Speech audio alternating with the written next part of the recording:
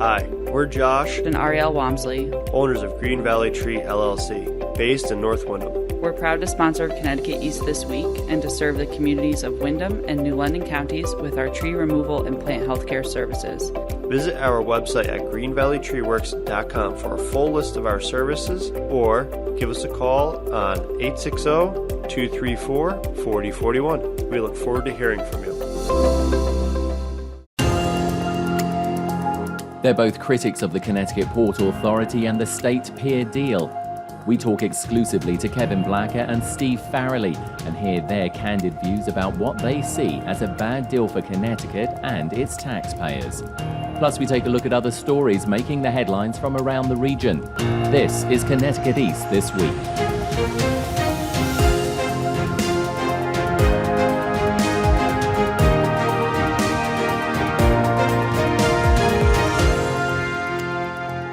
Hello, I'm Brian Scott-Smith.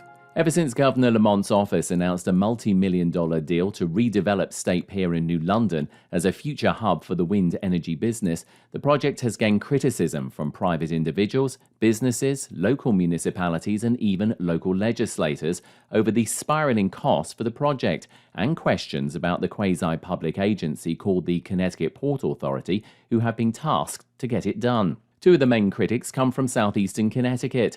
Kevin Blacker, who runs a local grass mowing business in Noank, and Steve Farrelly, the CEO of Driven Enterprises that once had a thriving salt business at State Pier until recently, when it was displaced to allow redevelopment of State Pier. Both men continue to fight their battles in private and publicly in the media spotlight, and I caught up with them for an update as to where they both stand. We should also state that Connecticut East This Week did contact the Connecticut Port Authority via email asking them to be part of this joint interview to allow them to put their side to the story, but as yet they have not replied to that request. We're going to get into, obviously, a lot of conversation with the pair of you. But, Steve, I want to put the question to you first. There was a lot of press fairly recently about your salt business. What is the latest on that? Well, since 6 months we've been removed from the port, I have had to downsize my company. We relieved 4 full-time jobs and sold off a lot of equipment. And we were looking, for another location to do salt, but without having, a deep water port, there's no more importing and having the luxury of buying from many suppliers. So basically, we're looking domestically, but, it's been a hard chore to find a location where we could secure a long-term lease. But, we're in the process of trying to put something together, but nothing definitive at this time. Kevin, nice to have you back as well on the podcast. Of course, known critic of the Connecticut Port Authority and obviously in particular the State Pier project. What's the situation with you? Because there's a couple of things going on. One, of course, there was your personal court case, which we'd like to get an update on. But then also there's a situation more recently with regards to permits, which we want to talk to you about. But let's just quickly touch on the personal situation with regards to obviously the signs, which you quite a while ago said, I painted those signs, I caused the damage. And then, of course, there was a lot of kerfuffle about the price. But what is the situation with regards to the court case? Because that's still sort of up in the air, isn't it? Yep. Thank you very much for having me on the show. And with regards to the case where I practiced civil disobedience and painted the signs at State Pier pink, I went to court and they made me an offer, which I didn't feel was fair, and I opted to take it to trial. So planning to use that court case, to fight and continue to draw press attention to what's happening at State Pier, as I think I have effectively done since painting the signs last August. Just a quick question about that. I mean, obviously it's going to cost you, it's cost you money, both of you. It's cost you a lot of money so far. I mean, Kevin, obviously it's time as well. You run a business, but you've still seen fit to decide that you want to pursue this. Why is this particular, and I'm talking obviously about the court case now, why has this one really got under your skin? I think that what's happening at State Pier and the Connecticut Port Authority goes against American principles. It goes against my principles. I believe in sacrifice. I believe that everything we have and enjoy is a result of previous people's sacrifice. And I'm making my sacrifice of time and money to fix something that I am certain is not right. And let's just move on to also this permitting issue as well. As we record this particular podcast with both of you, you continue to have email correspondence with the Army Corps of Engineers. They are sort of, I suppose, effectively the last permit really that the CPA need to get going. But that doesn't seem as if that's going to be happening anytime soon. Just this morning, I received word from Diane Ray at the Army Corps of Engineers that they do not anticipate issuing the permit by August 31st. August 31st is a deadline, significant deadline for the Port Authority, because Eversource and Ørsted partners can take back their $52.5 million private investment if the permits weren't in hand by that date. The Port Authority has stated that additional cost overruns are highly likely if the permit is pushed back farther, which it is, highly likely to be. And so I think that's really significant. It's another missed milestone, another delay, another likelihood of increased costs. I think what's interesting about this, of course, as well, apart from the points you've just made, is as we head towards winter as well, I'm guessing it's less chance to do any sort of significant work as well, because that's going to become a tougher issue. And like you said, the cost overrun. I mean, this project, of course, initially was pegged at $93 million, has now far exceeded $230 million, and we're seeing nothing at the moment by way of anything significant, for what is going to be a huge outlay, a lot of it, of course, coming from the taxpayers of Connecticut. Steve, I want to get back to you because you also are currently, you've filed some legal paperwork as well. Again, it's connected with the State Pier issue. What can you tell us about that? Well, we initially filed for intervenor status early on, and we obtained that. And from there, we filed an objection, which was overruled. And then my attorney filed an exception, which was overruled. And then we had an oral argument, which was finally overruled, and we just recently, last Monday, filed an appeal to that permit that was issued already in Superior Court. This is the permit that was issued by DEEP, correct. Is that correct? Correct. So, of course, we now have to wait, obviously, for the usual legal mechanisms to kick in. Those things can take a bit of time, and of course, with COVID-19 still very much around, that does seem to be delaying things. What does that mean for you, though? I mean, how frustrating is it for you? You've obviously talked already about the salt business and trying to find a new location, but I mean, I'm guessing frustration is still very high for you. It's been very stressful and frustrating for both, a company as a whole, my employees and my family. I'll be honest with you, recently we've had a hard time because moving into another location and trying to procure salt, I need bank financing. So I haven't, because of what's happened, directly the impact of the Port Authority's decision, to make Gateway my landlord and then get flushed out of there. I'm having a hard time getting people to listen to my story. They all want to look at my last year tax return, which we lost a lot of money, and understandably, under the conditions, that's what happened. So we're having, that tough time right now. So it's made a significant impact on my ability to move forward as a company. And prior to any of the stuff that was going on State Pier, we were moving strong as a company. So now this is another hurdle that, we have to overcome. You did get some support, if I recall. It wasn't major support, but you did get a little bit of support from some of the local legislators a while back, and the municipalities who, of course, relied very much on Driven when it was at New London, for the salt, for the roads. As we know, winter, inevitably, even if we don't have a huge amount of snowfall, we still need that salt on the roads. Have you had any more sort of input at all from them, or any more sort of backup? Because the legislators seem to have been quite quiet on this just generally. I haven't heard anything from any legislator or any, representatives of government. The town people that I serviced have reached out to me and asked me, do I have a plan for this year? And I don't want to get them in a bad spot. So I just tell them there's nothing definitive, and if you need to move forward now, you need to do what's best for the town and the people of the town. because I don't want to tarnish my reputation, if I'm able to salvage the salt portion of my business moving forward. At least I was honest with them. So that's where we are with that situation. Yeah, and I think if I recall, you said in previous commentary as well on this that, ultimately it could be more expensive for municipalities as well, because of course they're going to be probably hauling that salt from a much further distance and no doubt at a much higher cost to them as well, isn't it? Which of course impacts all the way down the line back to the ratepayers again. Absolutely. There's definitely going to be an increase.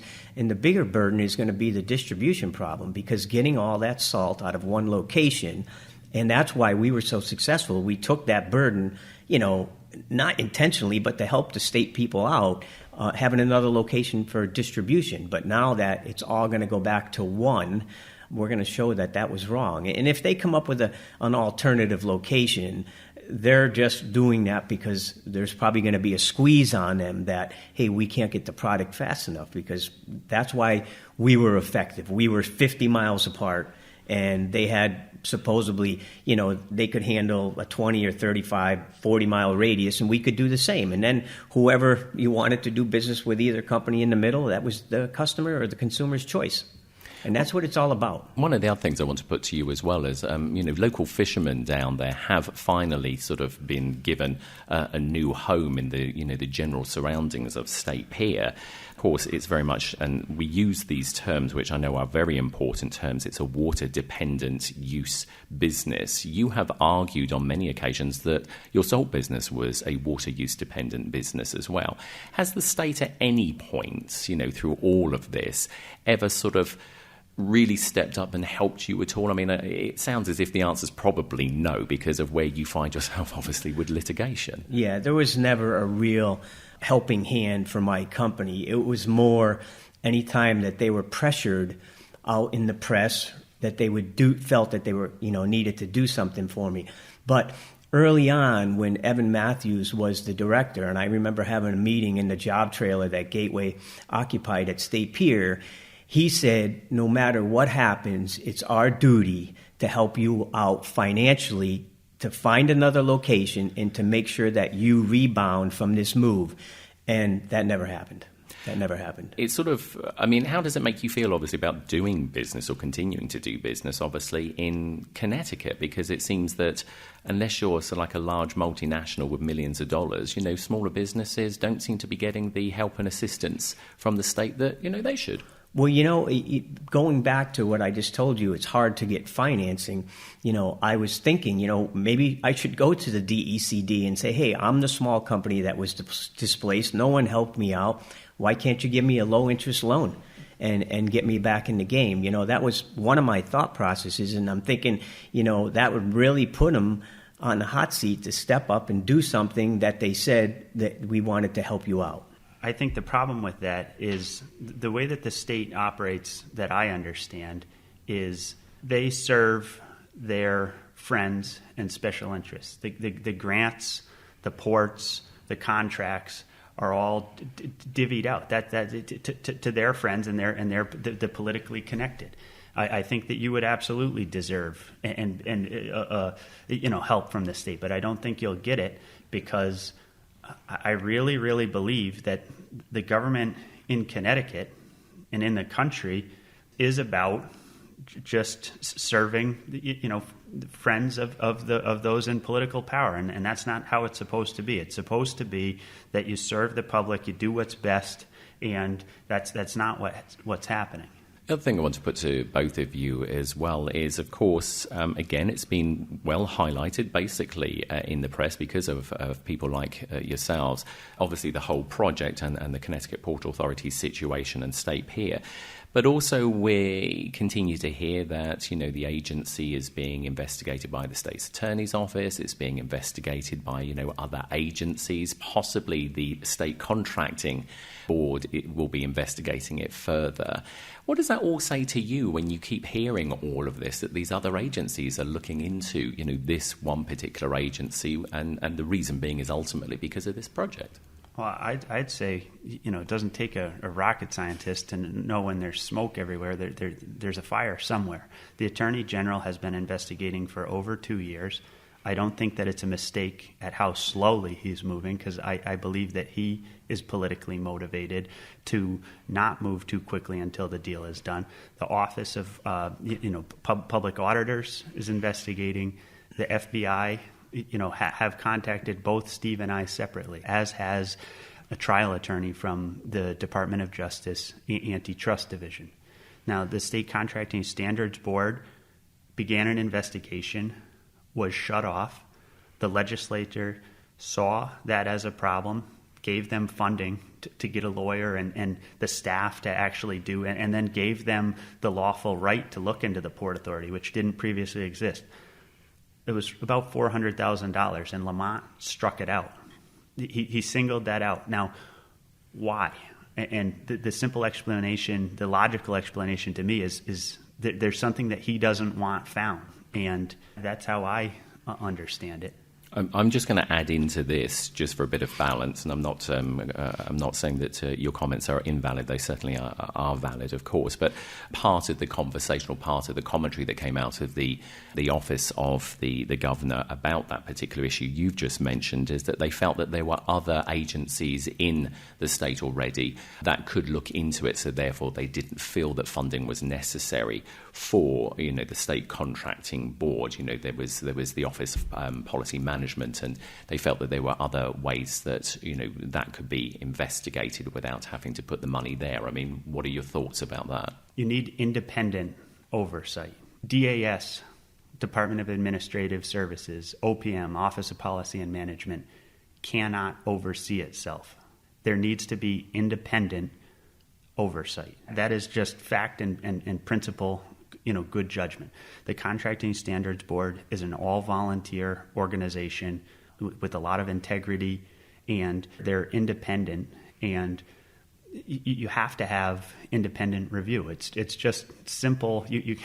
It's just to me that is just common sense. Yeah, that board was put together after the Rowland scandal, and to bring transparency to any of these bid processes or any of these projects that the Quasis or any other agency, state agency, wants to put together.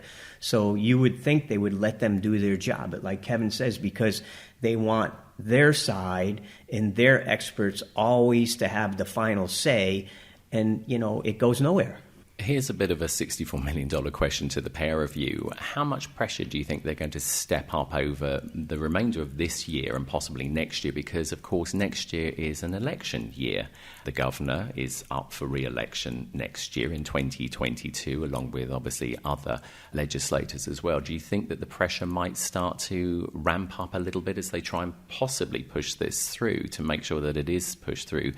Because, obviously, then that will look good for re-election for them. Yes, I think the pressure will ramp up. I think that the pressure is higher than anybody understands because of the involvement of Scott Bates and his former co-worker and friend, Jane Harmon, whose son got the Port of New London.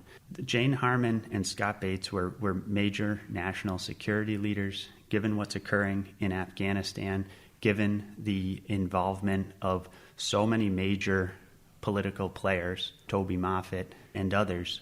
I think there's incredible pressure to have this deal not fail, because if it fails, they're going to do an autopsy. And when the autopsy is done, that's why I'm continuing to fight. I have so much faith that when the truth comes out, it's going to be clear who was right and who was wrong. And then people will understand, why people like me and Steve have fought over this for 2.5 years. And we should just add as well that Scott Bates' involvement in this, of course, he was the original chair of the Connecticut Port Authority before he stepped down as well, just so that for listeners wondering what Scott Bates' connection is, obviously to this story, we're just making that clarification point as well there. Let me put this to both of you as well. How much is this taking up of your time on a daily basis? I mean, you must be eating and sleeping this. Mentally, it never goes away. It consumes me 24 hours a day, 7 days a week, because it's my family, it's my company, it's my customers that rely on me. And I am, as a business owner, a problem solver. Like I can come up with solutions and fix anybody's problem.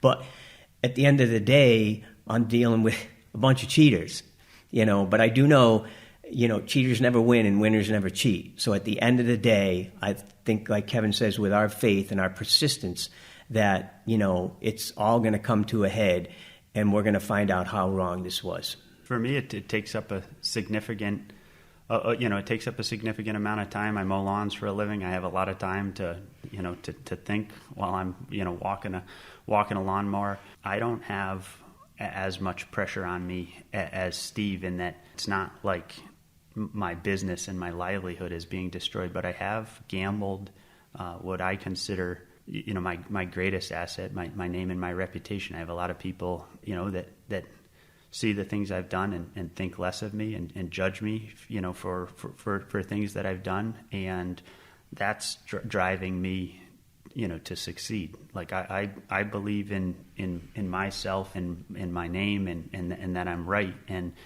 to me, it takes up a lot of time, but doing anything right or anything good takes a lot of time and hard work. I was going to say to both of you, I mean, what sort of reactions have you had from people? Because you're going to have the people who support you, but you're also going to have the people who are going to say, Steve, Kevin, why don't you just leave it alone? A lot of people, I think everybody could understand why Steve would be fighting, but a lot of people don't understand, why I'm fighting. That's been one of the hardest things, is to accept that a lot of people, that I care a lot about, that I care what they think of me, that they think less of me, that they think out in left field or doing something that doesn't make sense. But I know that what I'm doing is right, and I know that we're going to succeed. The other final point I want to put to both of you, and thank you both again for your time today on the interview. For any of the legislators, our local legislators here in Eastern and Southeastern Connecticut, who may be listening to this, what comments have you got to make to them? Because like we said, some of them have made some comments in the past and asked some questions. But like I said, it doesn't appear as if they've done a huge amount really on this particular issue. I know there have been public hearings, and I'm sure they'll argue, well, where we had those public hearings, but they didn't really seem to amount to much. So have you got any sort of comments that you'd like to put directly to the legislators about what you would like to see them do? I think personally the legislators that wanted to do something, that there's got to be legislators that know this common sense, this deal is wrong. It was done wrong. It wasn't structured to be fair, especially to my business, and to anybody else in the future that wanted to use the port. Kevin with his rock business. But at the end of the day, that's the business they're in. And if you're in that business, you got to put your work clothes on every morning and go do your job. You can't just say stuff to pacify people. You have to do something with conviction and get it done. But I feel that politicians, they all belong to a club. And I think that internally, they don't want to do anything today, whether it's right, and they know it's right, that might harm their future 5 years down the road. And that's what's sad, because they don't put their work clothes on every day and have the interest of the public that they sworn that they would have when they took the job. And that's what's sad. And I find it hard to believe that one person, that this isn't boiling or they're emotionally disturbing them like it's Kevin and I, and can really do something. I've heard so many people say to me, there's nothing I can do. Well, it would be easy for me to say to my wife, I go home, hey, hon, there's nothing I can do. To my workers, my employees, there's nothing I can do. I can do everything and anything I want every day. You just got to put your mind to it, set out what your goals are, and accomplish that. Everybody has the capability of, whether it's living their dream or setting a goal and obtaining it. Anybody that says they can't do that, to me, they have no purpose in life. I'd like to add to that by just saying to the legislatures to stop lying to themselves, that to stop lying to themselves that there's nothing that they can do. With absolutely no power, with no position of power, I have accomplished a tremendous amount. Steve has accomplished a tremendous amount from a terrible, from fighting on his back. They have all the power to fix this and to stop it, and they know it's wrong. So I would just say, stop stalling and help us already. Kevin Blacker and Steve Farrelly. We will, of course, continue to follow this story because it's going to be ongoing for a while. But as always, Kevin, thank you for joining us. Steve, also, thank you for joining us on Connecticut East this week. Thank you very much. And since recording this interview, the Army Corps of Engineers has confirmed in an email that they do not expect to make a decision on the State Pier permit for the Connecticut Port Authority until the end of September, as they are waiting on other coordination processes to be completed.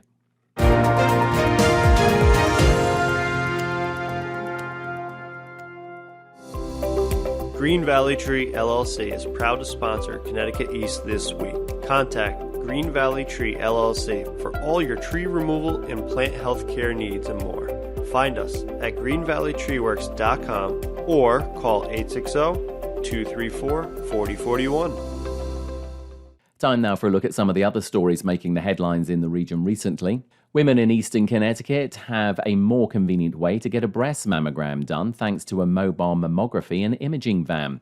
Jacqueline Crenshaw is the senior manager for Yale New Haven Health's off-site breast imaging department and says they've been supplying the mobile service for many years. But we're excited because we were the first in the country to have 3D, which is the latest technology for mammography, and we also have breast ultrasound, which is another tool in the toolbox for women that have dense breasts.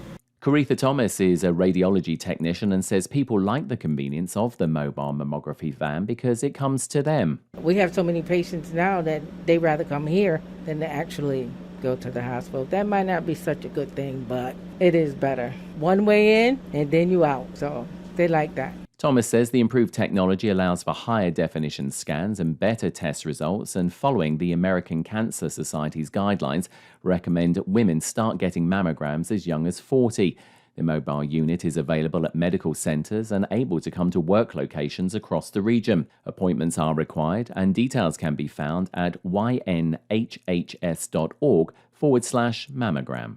In the Connecticut Examiner this week, according to data released by the state's Department of Education, primary and secondary students studying remotely and in hybrid models last year lagged significantly in standardized test scores measuring achievement in math and English compared to students who learned in a classroom setting. Data drawn from Smarter Balanced Assessments, Connecticut's standardized test for students in grades 3 to 8, showed that remote learners in Connecticut at these grade levels showed a 15.6% decrease in English proficiency and a 25.7% decrease in math proficiency last year compared to their peers in 2018-2019. In the day this week, legal sports wagering and online casino gambling in Connecticut drew ever closer with a state legislative panel's approval of the emergency regulation of new forms of gambling authorized in the spring. Near the end of a recent virtual meeting, the Legislative Review Committee voted 9-4 in favor of regulations written by the State Department of Consumer Protection and scrutinized by Governor Lamont's office,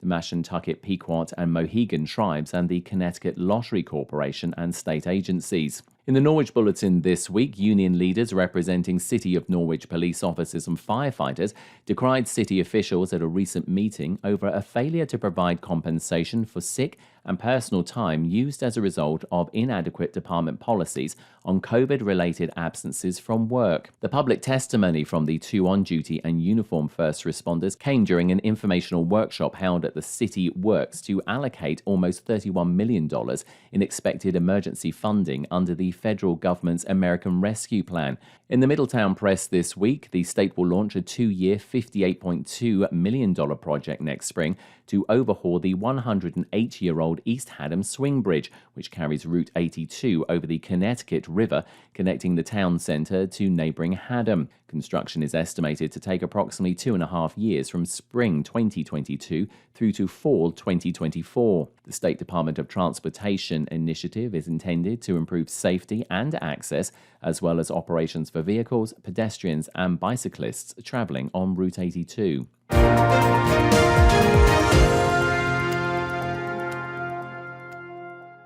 That's all from us for this edition. Do send us your questions and story ideas to the show via our website at connecticut-east.com or Facebook or Twitter at Connecticut East and on Instagram at Connecticut East This Week, where you can also listen to the show again on demand. And please like, follow and share on your social media platforms too. I'm Brian Scott Smith. Thank you for listening.